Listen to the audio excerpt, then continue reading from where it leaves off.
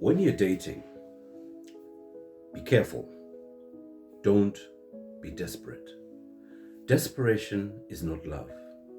And when you display desperation, I think it creates an opportunity for someone to take advantage of you. And as a man and as a woman, you need to be very careful about giving off the desperation energy.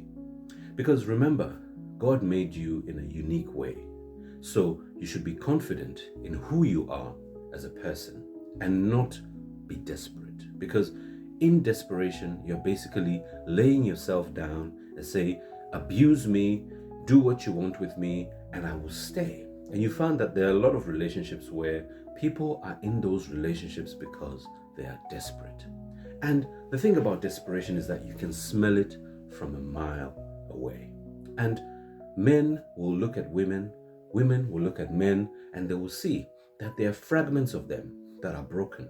And if those fragments are taken advantage of, then they can be able to get their way.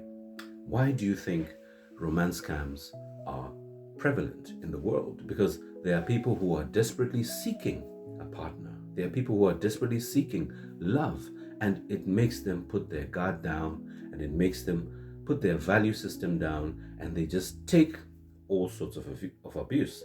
Because I do believe that as you are progressing into that relationship, you can see the red flags, but you possibly choose to ignore them, which is a problem. And that's why I'm saying that do not be desperate. So how do you stop yourself from being desperate? I think the first thing is to be able to be confident in who you are.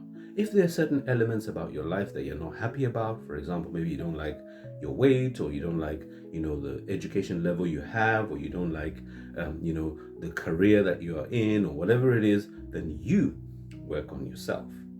Go to the gym, have some exercise, have a work-life balance, study more, do things that are going to make you feel more confident. If it's the way you look, get a new wardrobe, get dressed the way you want to be addressed. And at the end of the day, when you get those elements of your life back up, then you start having more confidence, and you set your value system and your bar quite high, because you need to be able to have standards. And that's what we like to call a filter. If you don't have a filter, anything can come in to that sieve.